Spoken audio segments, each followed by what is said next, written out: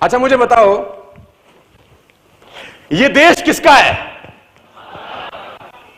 और पत्नी किसकी है? ये प्रॉब्लम है। देखो तुम्हारे, देश तो हमारा है और पत्नी मेरी है।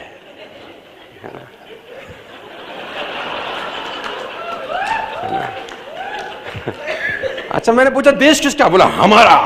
पत्नी किसकी? मेरी। अच्छा देश मेरा है ऐसा एक ने भी नहीं कहा। चलो 5-7 लोगों को छोड़ देते हैं, एक्सेप्शंस आर ऑलवेज देयर। क्यों? इंपॉर्टेंट बात है यार, मुंह से क्यों नहीं निकला? ये प्रॉब्लम है यार सबसे बड़ी। इसकी अगर जड़ में जाऊंगा तो 6 घंटे इस पे बोल सकता हूं, लेकिन अब इसकी जड़ पे नहीं जाता। अब इस सतह बात करते हैं ना, सरफेस बात करते हैं। इसको बोलते हैं ओनरशिप लेना नेटवर्क मार्केटिंग में। दोस्तों लीडर्स इस बिजनेस में ओनरशिप नहीं ले पाते। उनको लगता है हमेशा ये बिजनेस किसी और का है, उनको लगता है ये बिजनेस मेरे अपलाइन का है, उनको लगता है ये बिजनेस कंपनी का है। उसको कभी लगता नहीं है कि ये बिजनेस, मैं आपको बताना चाहूंगा सितंबर 14, 2005 को मैं इस बिजनेस में आया और मेरी टीम में एक व्यक्ति एसोसिएट हुआ और मैं उस दिन से अपने आप को अपलाइन समझ रहा हूं। मैंने अपने आप को कभी डाउनलाइन समझा ही नहीं किसी का। मुझे लगा एक भी व्यक्ति जुड़ा है तो मैं अब अपलाइन हो गया हूं, बिल्कुल हो गया हूं, उस एक का तो अपलाइन हूं, है ना। ऊपर की तरफ नहीं देखा, नीचे की तरफ देखने की कोशिश करी बस।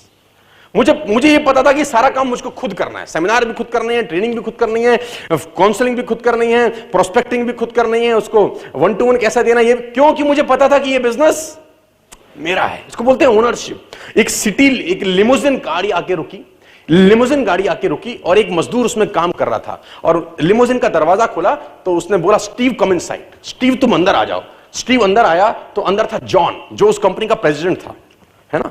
अब वो स्टीव तो मजदूरी का काम कर रहा था, ईंट उठा रहा था। देखा जॉन ने स्टीव को लिमोजिन में बैठा लिया, अंदर उसने उसको कोल्ड ड्रिंक पिलाई, जूस पिलाया, टॉवल से उसका चेहरा वेरा साफ किया। आधे घंटे की दोनों की डिस्कशन हुई, दोनों दोस्त थे। अब लिमोजिन से दरवाजा खुला, आधे घंटे के बाद उतरा स्टीव अपने फिर से ईंट में लग गया, काम में लग गया और क्या कहते हैं जॉन की लिमोजिन वहां से निकल गई। अब स्टीव के दोस्तों को बड़ा आश्चर्य हुआ। स्टीव ने बोला यार जॉन तुम्हारा दोस्त प्रेसिडेंट? उसने बोला हाँ मेरा दोस्त है, हम 25 साल पहले एक ही कंपनी में काम करते थे। उसने बोला हम 25 साल पहले एक ही कंपनी में काम करते थे, वो कहां? और उसने बोला वो 25 साल पहले कंपनी के लिए काम करता था और मैं 1 घंटे में 200 रुपए कमाने के लिए काम करता था। मैं ये सोचता था कि मुझे इस घंटे में 200 कैसे आएंगे, और वो सोचता था कि मैं बड़ा आदमी।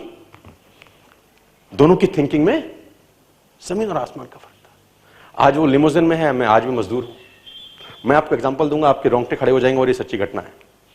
सिविल सर्विसेज से 2 लोग रिटायर हुए, सिविल सर्विसेज से वॉलंटरी रिटायरमेंट ली 2 लोगों ने, और एक व्यक्ति ने रिटायरमेंट लेने के बाद अपना बिजनेस सेटअप किया और उसका बिजनेस मेहनत करी, उसने चल पड़ा और वो कम से कम 200-250 करोड़ का टर्नओवर करने वाली कंपनी बन गई। मैं कंपनी का नाम बताता हूं आपको। और एक दिन अचानक उसके पास इंटरव्यू के लिए एक आदमी आया जो कि सिविल सर्विसेज में उसके साथ सर्व करता था कभी। उसने भी उस टाइम में वीआरएस ले लिया था और उसने उसको पहचान लिया। उसने बोला अरे अरे अरे अरे तू कैसे? तो उसने बोला मैं तो जॉब कर रहा था कहीं और अब वहां से तो मामला गड़बड़ हो गया, तो मैं अभी इंटरव्यू दे रहा हूं। तो उसने बोला हम तो एक साथ सिविल सर्विसेज में थे। उसने बोला हाँ हाँ यार एक साथ ही सिविल सर्विस में थे। तो उसने उसको नौकरी पर रख लिया। महीना 2 महीने की नौकरी निकल गई। 2 महीने के बाद जब सब चले गए तो एक दिन उस एम्प्लॉय ने अपने एम्प्लॉयर से, जो उसका मालिक था, उससे कहा तुमको याद है हम 25 साल पहले एक साथ थे? उसने बोला हाँ मुझे याद है। उसने कहा तुम्हें पता है कि तुम भी 2000 रुपए महीना कमाते थे और मैं भी 2000 रुपए महीना कमाता था? उसने बोला हाँ मुझे पता है। उसने बोला तब तुम भी नौकर थे, आज मैं भी नौकर था? उसने बोला हाँ मुझे पता है हम दोनों नौकर थे। उसने बोला लेकिन आज तुम इस कंपनी के मालिक हो और मैं नौकर हूं। कितने लकी हो यार। उस आदमी ने बोला हालांकि मैं इस बारे में तुझसे बात करना नहीं चाहता था, लेकिन तूने छेड़ दी तो आज सुन, लिसन मी केयरफुली। उसने बोला 25 साल पहले हम दोनों एक ही जगह काम करते थे, राइट? उसने बोला राइट। उसने बोला हम दोनों ही 2000 रुपए कमाते थे, राइट? उसने बोला राइट। उसने बोला तू तब भी नौकर था और आज भी नौकर है, राइट? उसने बोला हाँ। बोला मैं तेरे को 25 साल पहले एक इंसिडेंट सुनाता हूं। तू और मैं ऑफिस से निकले घर जाने के लिए, तुझे याद होगा रास्ते में जब हम 1-1.5 किलोमीटर पैदल पैदल चले आ गए, क्योंकि वहीं हमारा मेस था जहां हम जा रहे थे, और 25 जब 1-1.5 किलोमीटर 2 किलोमीटर चल गए तो मेरे दिमाग में अचानक आया और मैंने तेरे को कहा हमारे कमरे का पंखा और लाइट जलता छुड़ाए। कमरे का पंखा और लाइट हम लोग जलती छुड़ाए, तो चल के उसको बंद कर देते। तो तूने मुझे कहा 2 किलोमीटर वापस जाएंगे, 2 किलोमीटर फिर आएंगे, 4 किलोमीटर लग जाएगा, 1.5 घंटा लग जाएगा, क्या फर्क पड़ता है? तू नहीं गया था, मैं गया था, लाइट बंद करके आया था। मैं तब भी मालिक था, मैं आज भी मालिक हूं। मैं तब भी मालिक समझता था अपने आप को, कर मैं नौकरी रहा था, लेकिन मैं अपने आप को ओनर समझता था, और मैं आज भी ओनर हूं। उसने बोला जो तेरा फिलॉसफी है और जो तेरा थिंकिंग है, तू तब भी एम्प्लॉय था और आज भी एम्प्लॉय है, और अगर अपना तूने थिंकिंग चेंज नहीं किया तो जिंदगी भर एम्प्लॉय ही रहने वाला है। It's called about ownership my dear friends. दोस्तों मैं आपको बताना चाहता हूं कि नेस्विस सबके लिए वही है यार, सबके लिए नेस्विस वही कंपनी है। 1 जोड़ी 1000, 2 जोड़ी 2000, है ना। 15770 में 2 सूट मिलते हैं, ये आप भी बताओगे, ये मैं भी बताऊंगा। 14720 में 3 शर्ट 3 ट्राउजर आप बताओगे, मैं बताऊंगा। 11760 में 13 टाई आप बताओगे, मैं बताऊंगा। 8590 में कॉस्मेटिक आप बताओगे, मैं बताऊंगा। 14000 में साउंड सिस्टम आप बताओगे, मैं बताऊंगा। आप में और मेरे में डेटा एक ही है, सबके पास डेटा जो है वो सब एक ही जैसा दे रहे हैं, लेकिन रिजल्ट जमीन और आसमान में फर्क है। और इसी दिल्ली के अंदर डेटा डिलीवर हो रहा है, आपके मुंह से भी वही डिलीवर हो रहा है और मेरे मुंह से भी, सफल लोगों के मुंह से भी वही डेटा डिलीवर हो रहा है और असफल लोगों में। किसी का पे आउट शानदार है, किसी का शानदार नहीं है। जिसका भी शानदार है, एक बात तो तय है, उसने इस बिजनेस के लिए ना ओनरशिप ले रखा है। उसको पता है ये बिजनेस मेरा है यार। जब मेरा होता है तो कंप्लेंट खत्म हो जाती है, जब मेरा होता है तो सजेशंस बढ़ जाते हैं, कंप्लेंट बिल्कुल एलिमिनेट हो जाती है। मेरा होने के बाद आप इधर उधर कंप्लेंट नहीं करते। कभी प्रॉब्लम आती है तो उसको रफू करने का कोशिश ज्यादा होता है, लेकिन जब आप मेरा नहीं होता ना तो फिर कंप्लेंट होती है और फिर बहुत सारे नाटक होते हैं, ये ऐसा हो गया जी, वैसा हो गया, ये तो ठीक नहीं हो गया जी, हॉलीडे बंद कर दिया तुमने। मतलब आप देखो, एक आदमी आया मेरे पास, बोला सर हॉलीडे बंद हो गया। मैंने कहा वाह, कहां थे अब तक? मैंने कहा जब चल रहा था तो पिछले 6 महीने में तूने कितना बेचा था?